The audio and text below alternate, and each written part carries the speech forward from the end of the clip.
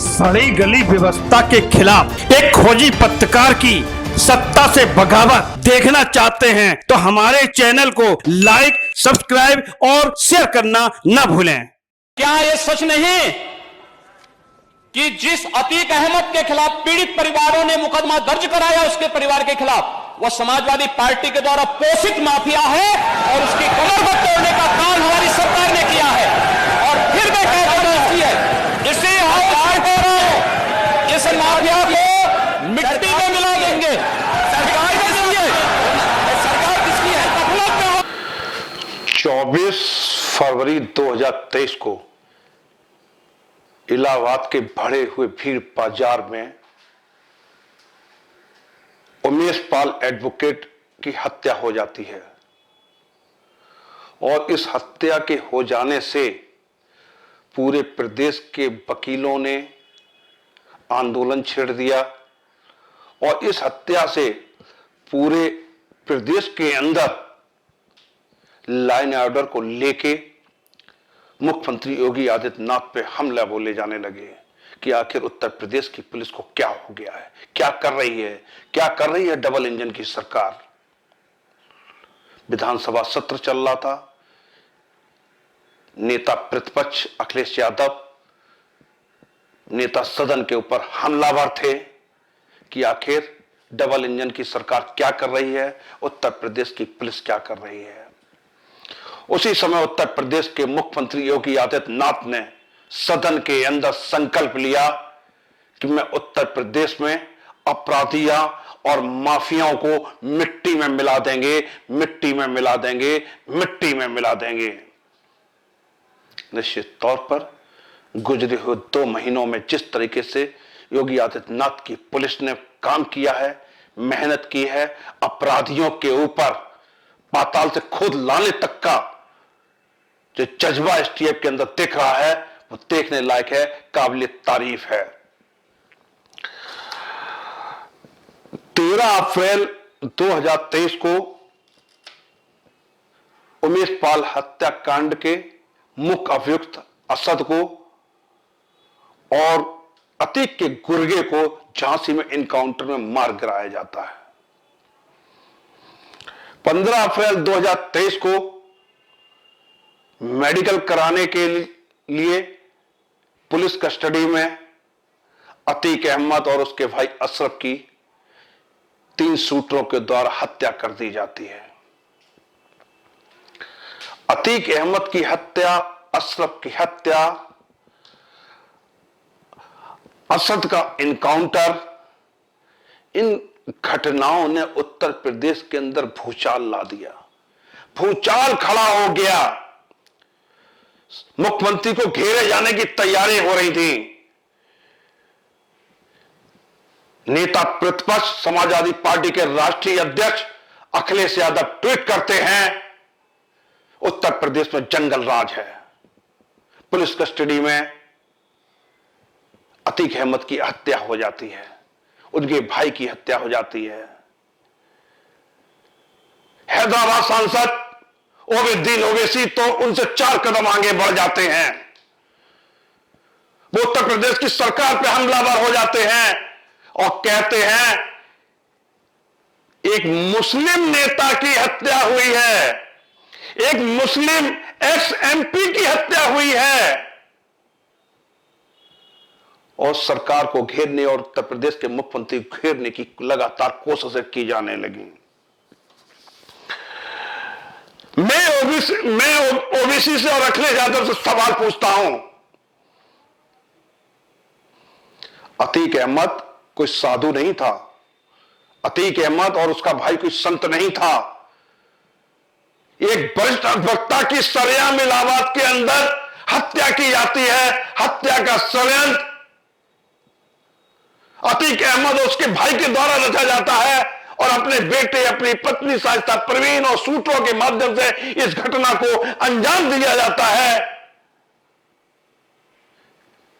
अतीक कोई संत नहीं था कि उसकी हत्या पर इतना बड़ा बवंडर कि मतलब संविधान खत्म, संविधान की जरूरत नहीं, अदालतों में ताला डाल दो, तरीके के वक्तव्य सामने आने लगे, एक माहौल सरकार के खिलाफ माहौल तैयार किया जा रहा था।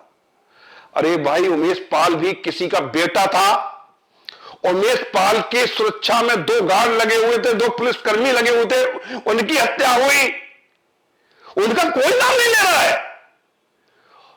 और 40 साल तक प्रयागराज में खून की होलियां खेलने वाला अतीक अहमद और उसके भाई की अगर हत्या होती है तो इतना बड़ा बवंडर। अरे ओबीसी जी, अरे अखिलेश यादव के लाशों पर, अपराधियों की लाशों पर राजनीति करेंगे, अपराधियों की लाशों पर राजनीति होगी। और सबसे बड़ी विडंबना देखिए आप, अपराधी माफियाओं की हत्या पर विधवा विलाप होने लगा। विधवा विलाप मतलब रोने के और आंसू बहने के रूप नाम नहीं ले रहे थे। और उस पर भी यह कहा जा रहा है ओवैसी के द्वारा मुस्लिम एक्स एमपी अब अपराधियों का राजनीतिकरण, राजनीति का अपराधीकरण को प्रश्रय दे रहे हैं, विधवा विलाप कर रहे हैं, अब विक्टिम कार्ड खेल रहे हैं। क्या है ये?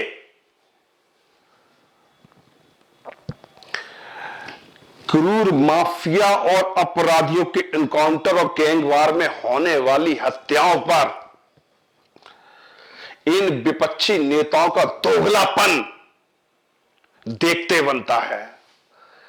अभी कल ही योगी आदित्यनाथ की पुलिस ने, एसटीएफ ने मेरठ में एक दुर्दांत अपराधी को मुठभेड़ में मार गिराया है।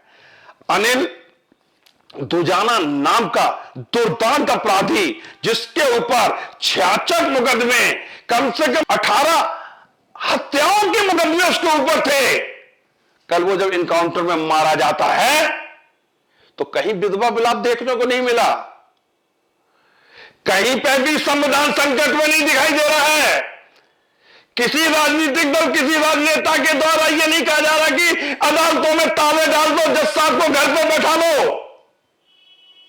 क्या तमाशा है, क्या दोगलापन है।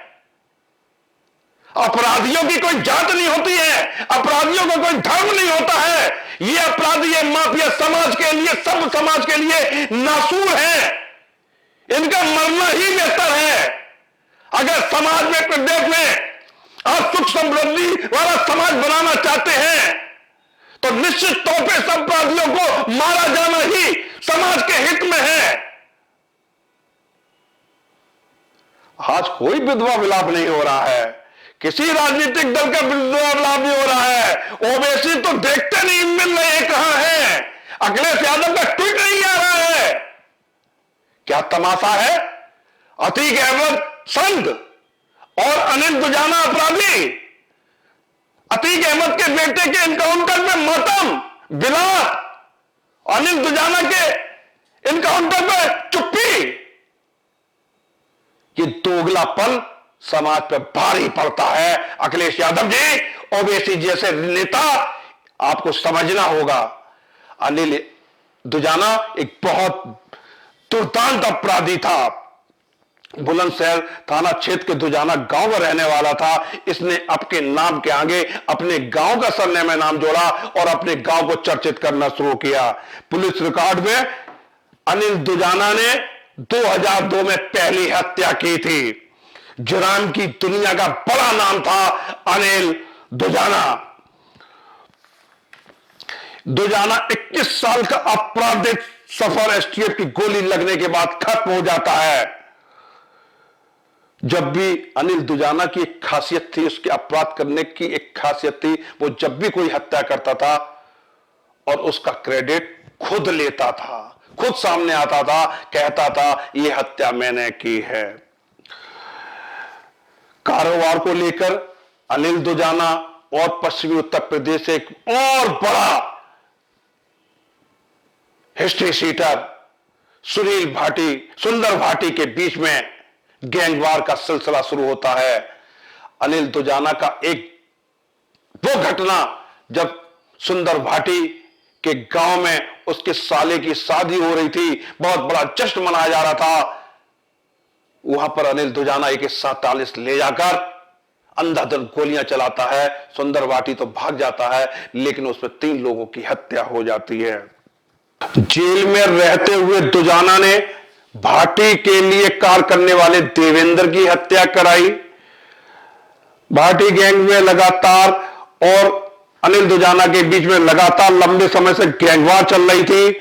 दुजाना व रोबिन त्यागी ने मुजफ्फरनगर में राजीव त्यागी एक व्यापारी की हत्या कराई और एक निश्चित समय पे यह मुन्ना बजरंगी के भी बहुत करीबी रहा है।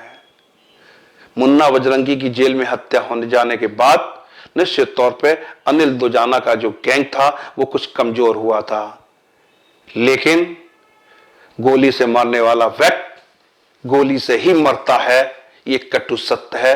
ये अपराधियों को स्वीकार कर लेना चाहिए। उत्तर प्रदेश के मुख्यमंत्री योगी आदित्यनाथ जीरो टॉलरेंस की नीति पर जिस तरीके से काम कर रहे हैं, मैं निश्चित तौर पर यह बात कह सकता हूं, आने वाले समय में उत्तर प्रदेश की धरती माफिया मुक्त होगी, अपराधी मुक्त होगी। ये योगी आदित्यनाथ का संकल्प है, सदन में लिया हुआ संकल्प है। लेकिन समाज को भी आगे आना होगा, विपक्षी पार्टियों को भी यह देखना होगा कि अपराधी मारे जा रहे हैं, इनकाउंटर हो रहे हैं। अपराधियों का कोई जात नहीं होती, अपराधियों का कोई धर्म नहीं होता है। इसलिए इस तरीके की घटनाओं के बाद इस तरीके के वक्तव्य ना दें, स्टेटमेंट ना दें जिसमें समाज के अंदर इस तरीके की दुर्भावना पैदा हो। दृष्टांत न्यूज से मैं अनूप गुप्ता।